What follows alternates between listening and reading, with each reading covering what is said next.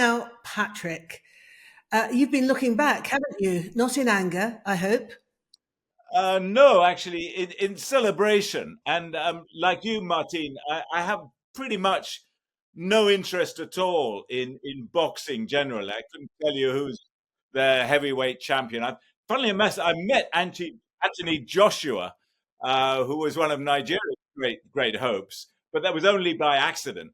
But I have to say that take the boxing bit out of it, and the Rumble in the Jungle 50 years ago this week, the boxing match between Muhammad Ali, the greatest of all time, it is, everyone I think can agree on that, versus George Foreman in Kinshasa, was just the most incredible event. It wasn't just a boxing match. It was, for the boxing aficionados, an incredible feat, but it was also a socio-political, cultural extravaganza.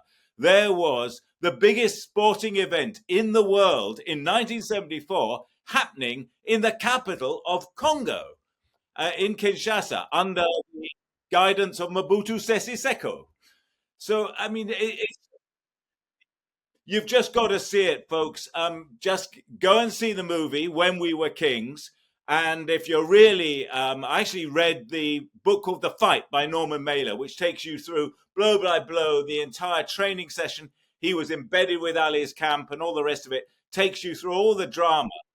But just to give you the basics, yeah. So George Foreman was 24 years old when this fight took place. Probably the fiercest, strongest, biggest, heaviest puncher in the history of boxing, faced Muhammad Ali, who was 32 and regarded as over the hill and a has-been. And they took the fight to Africa. Muhammad Ali had taken himself out of boxing at the height of his career because he wanted to make a protest against the Vietnam War.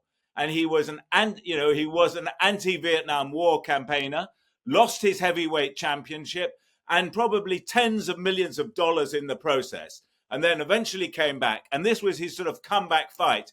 No one gave him a hope in hell. They said that Foreman said he wants to kill someone in the ring and you're going to be it. Ali couldn't give a damn. He ran every time he had a run-in with Foreman.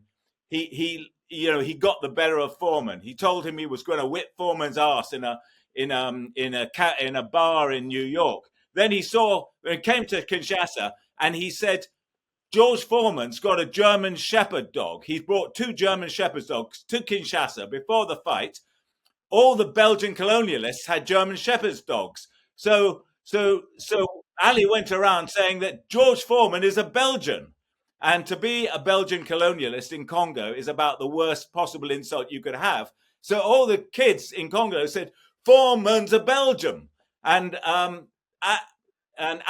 Kumbaya, Ali, Kumbaya, and they chanted in favor of kill him.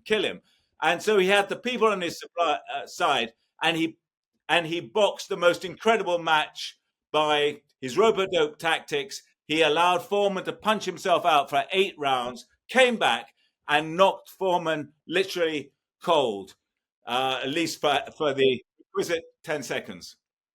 I must say I'm so not interested in the blow-by-blow account of the boxing, Patrick. Excuse me, but I am really interested in the fact that it had a huge impact, didn't it, on the American civil rights movement as well as the African liberation movement.